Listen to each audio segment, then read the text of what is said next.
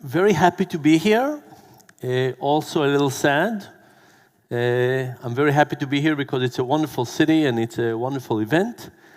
I'm a little sad to be here because Ron, who is sitting in the back there, Moran and myself, a few years ago decided to spend a month traveling together every year. And this is the end of our trip together. So it's a little sad that we have to wait another year to start our next journey. One more comment. You might have noticed that I have half a beard. You might have wondered why. It is not because I didn't wake up on time. Many years ago, I was badly burned. Most of my body is covered with burns, including the right side of my face. So I just don't have hair on this side. I didn't plan on this. It looks sort of symmetrical, but it's because of how the explosion happened. And if you're wondering, I'm not recommending half beards. So let's talk a little bit about trust. One of the amazing things about trust is how much trust we have and how little attention we pay to it. Think about banks. You put your money in the bank, and generally you think you'll get it back. You get a babysitter for your kid, some 15-year-old you've never met before, and you give them your kid, and you expect them to be healthy when you come back.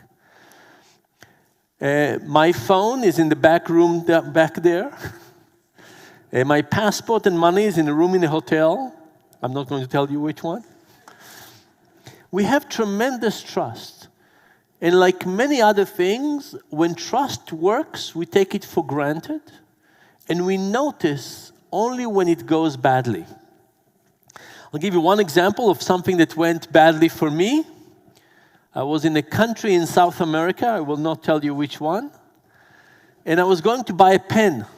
And I went to a store, and there was this glass cage, and there were little pens underneath it, and I point to one of the pens that I wanted, and the person behind the counter wrote me a little note and pointed to another corner of the store.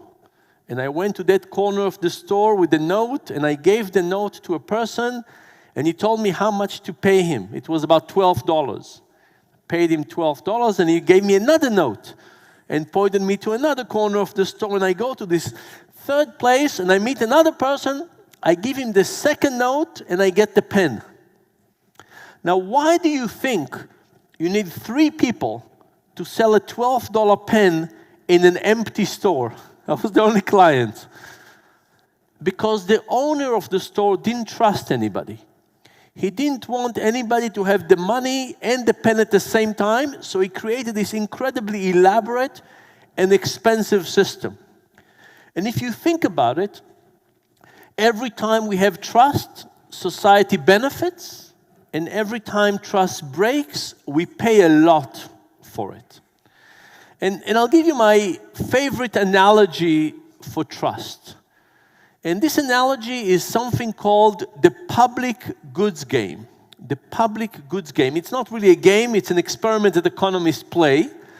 Here is how it works. Imagine that we play the game in Porto, and we pick 10 random people. And we wake them up in the morning, and we say, you are one of the players. You're one of the 10 players of this game. And every morning, we're going to wake you up and give you 10 euros. And you could do one of 2 things with those 10 euros. You could keep the money to yourself, or you could put it in a public pot, in a central pot. And all the money that all the people would put in a central pot will grow throughout the day by 5 times. In the evening, it will be equally divided by everybody. And the other players, you don't know who they are. You'll never find out who they are. And we'll play this game day after day after day after day. So imagine we play this game. We start on day 1, we wake up 10 people, and we tell them the rules of the game. What happened? Usually they all decide to put the money in the central pot. 10 people. Each person gets 10 euros, multiply, it's 100 euros. During the day, it grows 5 times. In the evening, we have 500 euros. equally divided by everybody. Everybody gets 50 euros. Life is good, right? You wake up with 10 euros, you go to sleep with 50. And this continues and continues and continues until one day, one person decides to betray the public good. One person keeps the money to themselves. What happened on that day? On that day, 9 people put 10 euros, 90 euros. Multiply 5 times, 450 euros. In the evening, it's equally divided by everybody, including the bastard that didn't put money in. Everybody gets 45 euros, right? But the bastard has 55 euros. They have their 10 euros from the morning, plus they get the money from the public good.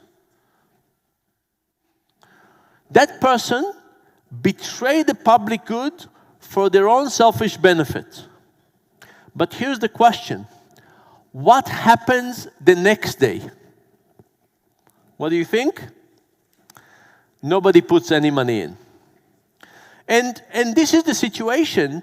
This is a game with 2 equilibria. There's one equilibria that is good. Everybody participates, everybody benefits. And this is what a good society is. We all put money in, volunteers, people participate, people help, and everybody benefits. But when somebody starts betraying the public good, what happens? More and more people betray the public good. There's no equilibria where 5 people participate and 5 people don't. It's either everybody or nobody. And the nobody participate is a terrible equilibria. But there's another point. The good equilibria, the one that everybody participates, is very fragile. It's enough for one person to betray the public good and everything deteriorates. The bad equilibria is very stable. Imagine that nobody puts money in, and one day 3 people put money in. What happened the next day? Does it go back up? No. Goes back to 0. And that's, for me, is the issue with trust. When we have trust, we can create the good equilibria, but then things can really deteriorate, and we all suffer. So now the question is, how do we increase trust? How do we engineer things in society to increase trust? And I'll give you a couple of examples. The first example is an example from an insurance. Now think about insurance. We have an insurance company, and we have customers. Customers pay the insurance company, they pay the insurance company, they pay the insurance company. At some point, something bad happens. And the customers want what? They want the insurance company to pay them for their damage. And the insurance company wants what? Not to pay. Right? It's very simple. Right? There's a pot of money. If they pay more to the customers, they get to keep less. Now, as customers, we know that the insurance company doesn't want to pay us. So what do? We exaggerate. We inflate our claim. And the insurance company knows that we inflate our claim. So they make it difficult and complex and so on. Now, if you think about that system, it's a system that is based on conflicts of interest. The insurance company prefers not to pay than to pay. And mistrust. Terrible idea. Who would design a system like this? So at Lemonade is a young insurance company. They said, let's solve this problem. How can we solve this problem? Let's change it from a 2-player game to a 3-player game. How does this help? Here is how it works. When you join Lemonade, imagine all of us join Lemonade, you get to pick a charity you really love. Let's say it's the World Wildlife Fund. We all pick a charity we love. We pay every month, we pay Lemonade, we pay for the insurance. Lemonade takes a fixed amount and pays back claims. And if there's money left over in the pool for all of us, it goes to the charity. So now Lemonade takes itself out of the conflicts of interest. They say, we don't care if we pay you or not. It's a game between you and the charity. And if you now cheat us, who are you cheating? Your favorite charity. So Lemonade started a few years ago. About 2 weeks after it started, the first interesting email comes in. And that email says, you insured my apartment. I told you somebody stole my laptop. You paid me. Turns out I just misplaced my laptop. Nobody stole it. I made a mistake. How do I return the money? That was the email. On that day, I called all my friends in all the insurance companies, and I asked them, how do you deal with such cases? They never happened. This is, for me, an amazing starting point. It says that if you create a system that creates trust, and you trust people, there's a good chance trust will come back. One more trick about increasing trust. Imagine I'm a waiter. I come to 4 people, and I say to the first person, what would you like? And that person says, I want the fish. And I say, the fish is not so good today. Don't take the fish, take the chicken. The chicken is cheaper and better. Cheaper and better. And then we measure how much the second person, the third person, and the fourth person take my advice, and how much the whole table takes my advice for what wine to get. That's case number 1. Case number 2. I come to the first person, what would you like? He said, I want the fish. And I said, the fish is not so good today. Take the lobster. It's only 3 times more expensive, but it's amazing. How likely are the second, third, and fourth person to take my advice now? Not at all. How much are they likely to take my advice for wine? Not at all. What's the difference between the first waiter and the second waiter? The difference is that the first waiter showed us that they prefer our benefit to their benefit. There was opportunity to say, take something better and cheaper. The second waiter, we don't know. Maybe that lobster is the most amazing lobster in the world. Maybe we would dream about it until the day we die. Maybe it's a wonderful decision, but we would never know. We would never know if they worked for themselves or for us. So the second advice about creating trust is think about the cases where you could show somebody that you really care and show that you prefer their benefit to your benefit. There's a not so funny joke that says, why do women like diamond rings? Why do women like diamond rings? And the answer is because men hate buying them. Now, what is the point about this? The point is, imagine you buy your loved one a digital camera. And you come home and you say, darling, I love you so much. Here's a digital camera. Who are you buying it for? Unclear. You're like the waiter with the lobster. It's unclear who are you working for. But if you buy them something that you clearly hate, now it's a good sign of pure love. There's no other explanation for this. So when you get a chance, think about how to show love and caring with something that is not confusing as a signal. So we said that trust is important, and we want to create a high level of trust.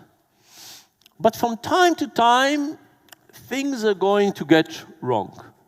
And the question is, how do we not get into a deterioration? And I'll tell you a personal story. I deeply trust everybody I worked with. And I did a project with somebody.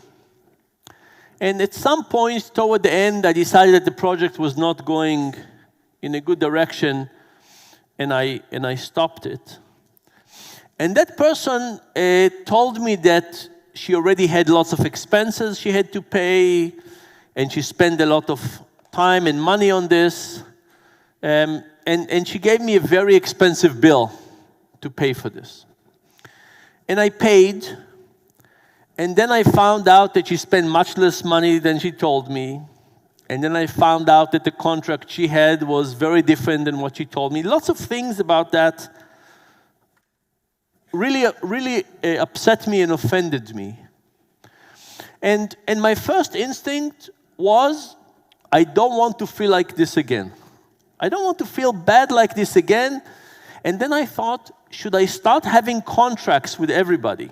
Because when I started working with her, I didn't do any contract. It was all a handshake agreement. I love working with handshake agreements. And I thought, should I start having contracts? Think about what having contract with everybody means. It would mean that one bad incident would get me to start doubting everybody I work with. But the thing about trust is that when trust really works, we don't notice it as much. And I thought about all the wonderful relationship I have and all the wonderful people I work with and how much trust is allowing us to behave better, how much trust is allowing us to actually get to a much higher equilibrium.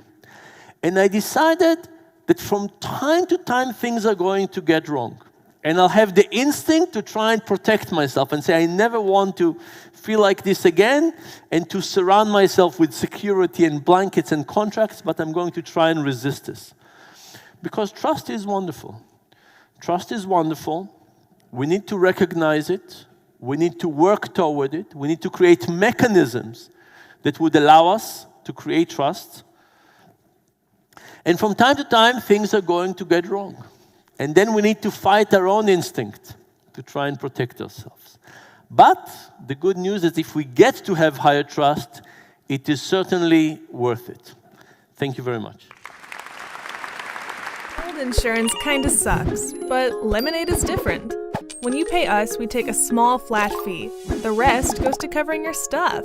So if something happens, we pay super fast. That's what you get when you have bots instead of brokers and algorithms instead of paperwork. Best part, leftover money goes to nonprofits you care about. Seriously, that's Lemonade. Insurance powered by AI and driven by social good.